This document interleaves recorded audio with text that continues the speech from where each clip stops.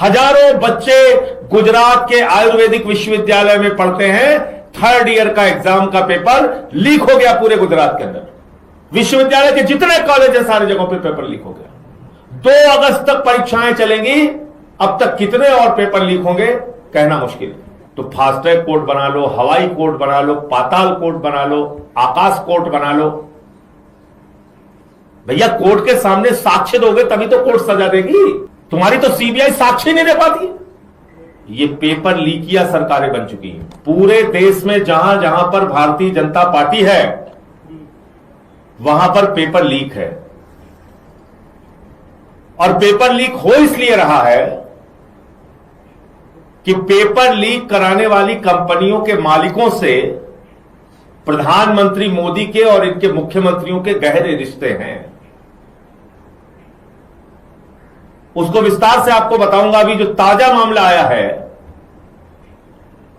यह मामला है गुजरात आयुर्वेदिक विश्वविद्यालय का मामला, जहां पर आयुर्वेदिक विश्वविद्यालयों में परीक्षाएं चल रही हैं और वहां थर्ड ईयर में शैल्य तंत्र वन का पेपर जो है वो लीक हो गया। हजारों बच्चे गुजरात के आयुर्वेदिक विश्वविद्यालय में पढ़ते हैं, थर्ड ईयर का एग्जाम का पेपर लीक हो गया पूरे गुजरात के अंदर। विश्वविद्यालय के जितने कॉलेज हैं सारी जगहों पे पेपर लीक हो गया। और तो 2 अगस्त तक परीक्षाएं चलेंगी, अब तक कितने और पेपर लीक होंगे कहना मुश्किल है। अब जब मैं कह रहा हूं कि गुजरात के अंदर पेपर लीकिया सरकार चल रही है, वहां पेपर लीक का एक लंबा इतिहास है, तो उसका मैं कुछ उदाहरण आपको देना चाहता हूं, कैसे वहां के लाखों बच्चों का भविष्य गुजरात की भारतीय जनता पार्टी की सरकार ने बर्बाद किया है। 2014 में, पिछले 10 सालों का मैं पढ़ रहा हूं, 2014 में एक पेपर लीक हुआ, रेवेन्यू तलाटी का पेपर लीक हुआ। 2016-17 में फिर एक बार तलाटी की परीक्षा का पेपर लीक हुआ। 2018 में टेट और लोक रक्षक दल और मुख्य सेविका 3 परीक्षाओं के पेपर लीक हुए। टेट, लोक रक्षक दल, मुख्य सेविका। 2019 में सचिवालय के अंदर क्लर्क की भर्ती का पेपर लीक हुआ। 2019-20 में जेएमसी और एएई का पेपर लीक हुआ। 2021 में सब ऑडिटर, हेड क्लर्क, एटीडी, पशुधन निरीक्षक, पीएसआई, इन सब का पेपर लीक हुआ गुजरात में। यह 2021 में हुआ। 2022 में वन रक्षक का पेपर लीक हुआ। 2023 में जूनियर क्लर्क और डमी कांड का पेपर लीक हुआ। और 2024 में ऊर्जा कांड का पेपर लीक हुआ। यह इनका इतिहास है पेपर लीक का। तो मैं आपके माध्यम से भारतीय जनता पार्टी और नरेंद्र मोदी जी से पूछना चाहता हूं, एक संस्था है एडू टेस्ट। एडू टेस्ट के जो मालिक हैं सुरेश चंद्र आर्या जी, उनके भारतीय जनता पार्टी और आरएसएस के लोगों के साथ गहरे रिश्ते हैं। और वो एडू टेस्ट नाम की जो कंपनी है वो परीक्षाओं के पेपर लीक कराती है। सिर्फ एक राज्य में नहीं, हर राज्य के अंदर परीक्षाओं के पेपर लीक कराती है। तो जब पेपर लीक कराने की घटना में वो लोग पकड़े गए तो गुजरात में उनको ब्लैक लिस्टेड कर दिया गया। ध्यान से सुनिएगा, मोदी जी की करीबी कंपनी है एडू टेस्ट कंपनी, बीजेपी के मुख्यमंत्रियों की करीबी कंपनी है एडू टेस्ट कंपनी। तो वहां उसको ब्लैक लिस्टेड कर दिया गया गुजरात के अंदर। तो मोदी जी ने कहा कोई दिक्कत नहीं, गुजरात में तुम ब्लैक लिस्टेड हो गए, तुमने पैसा कमा लिया, तुमने पेपर लीक कर दिया, तुमने नौजवानों का भविष्य बर्बाद कर दिया, अब सिर्फ गुजरात में यह काम ना करो, तुम चले जाओ बिहार। बिहार में भी पेपर लीक किया उसने।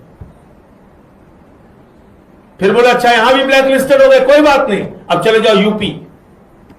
फिर यूपी में जाके उन्होंने, इस एडू टेस्ट कंपनी ने वहां भी पुलिस भर्ती का पेपर लीक किया। तो जब मैं ये बात कहता हूं कि भारतीय जनता पार्टी के नेताओं के गहरे संबंध पेपर लीक करने वाली कंपनियों के साथ हैं, तो यह हवाई बात नहीं, इसके 1000 प्रमाण मौजूद है। इसका मतलब नौजवानों के भविष्य को बर्बाद करके माल का हिस्सा बीजेपी के पास पहुंच रहा है। नौजवानों के भविष्य को बर्बाद करके माल का हिस्सा, कमाई का हिस्सा भारतीय जनता पार्टी के नेताओं के पास पहुंच रहा है। और इसी के कारण पेपर लीक पे पेपर लीक, पेपर लीक पे पेपर लीक हो रहा है। पूरी की पूरी सरकार खड़ी हो जाती है पेपर लीक कांड में शामिल लोगों को बचाने के लिए। कल मैंने प्रधानमंत्री जी का तीसरा वीडियो देखा, फ्रेंड्स वाला। आजकल उन्होंने बहिष्कार कर दिया मीडिया का। वो समझ गए अब काम नहीं चलेगा, अब 8 बजे लाइव आने से काम नहीं चलेगा। तो उन्होंने सारी की सारी मीडिया का बहिष्कार कर दिया। रात में 12 बजे उठ के बना रहे हैं वीडियो, फिर 12:30 बजे बना रहे हैं, फिर सुबह बना रहे हैं, फिर शाम को बना रहे हैं। अभी फिर एक वीडियो आया उनका फ्रेंड्स का। तो अब की फ्रेंड्स वाले वीडियो में कह रहे हैं, मैं इस देश के छात्रों को बताना चाहता हूं, जिन लोगों ने पेपर लीक कराया वो जेल में सड़ रहे हैं। यार, आप भारत के प्रधानमंत्री इतना सफेद झूठ कैसे बोलते हो भाई? मुझे तो शर्म आती है प्रधानमंत्री की बात को सुन के। कह रहे पेपर लीक कराने वाले जेलों में सड़ रहे हैं। अरे संजीव मुखिया अभी चंद दिनों पहले जो 2024 के नीट पेपर लीक का मुख्य आरोपी था, मेरे हिसाब से नहीं, आपके हिसाब से प्रधानमंत्री जी, मुख्य आरोपी था। जब सीबीआई ने उसको गिरफ्तार किया था तो कहा था ये नीट पेपर लीक का मुख्य आरोपी है संजीव मुखिया। और अभी चंद दिन पहले, मेरे ख्याल से 1 हफ्ता भी नहीं बीता होगा, 1 सप्ताह भी नहीं पूरा हुआ होगा, सीबीआई ने कह दिया इस संजीव मुखिया के खिलाफ तो कोई सबूत ही नहीं है। तो कौन जेल में सड़ रहा है? 2024 के नीट के पेपर लीक में जो लोग पकड़े गए, 90 दिन में आपकी सीबीआई उनके खिलाफ चार्जशीट नहीं दाखिल कर पाई। उन सबको जमानत मिल गई, पेपर चुराने वालों को। और अभी जो मुख्य पेपर चोर का आरोपी था, मुख्य आरोपी, उसके खिलाफ सीबीआई ने कह दिया सबूत नहीं। आप कह रहे हो फास्ट ट्रैक कोर्ट बनाएंगे, तो फास्ट ट्रैक कोर्ट बना लो, हवाई कोर्ट बना लो, पाताल कोर्ट बना लो, आकाश कोर्ट बना लो। भैया, कोर्ट के सामने साक्ष्य दोगे तभी तो कोर्ट सजा देगी। तुम्हारी तो सीबीआई साक्ष्य नहीं दे पाती, कहती सबूत ही नहीं इनके खिलाफ कुछ। इसका मतलब, मैं फिर दोहरा रहा हूं, पेपर चोरों से भारतीय जनता पार्टी के गहरे रिश्ते हैं। पेपर चोरों के उसी तरह के रिश्ते हैं जैसे प्रभु श्री राम के मंदिर में चंदा चोरों से बीजेपी वालों के रिश्ते हैं। मुझे इतनी, और बाबा जी से मैं कहना चाहूंगा कि ये लाठी तंत्र का इस्तेमाल करना छोड़ दो, वरना सत्ता छोड़नी पड़ेगी। इस तरह से क्रूरता से व्यवहार नहीं करना चाहिए। और दिल्ली पुलिस को भी मैं समझाना चाहता हूं, जब समझौता हो गया सीजीपी का कि भाई कोई आप उत्पीड़न की कार्रवाई नहीं करेंगे, तो खाना बांटना कौन सा अपराध है? किस अपराध की श्रेणी में खाना बांटना आता है, जरा बता दीजिए हमें। खुद कुछ करते नहीं हो और जो दूसरों की मदद कर रहा है, कल को तुम लंगर चलाने पे डंडा चला दोगे।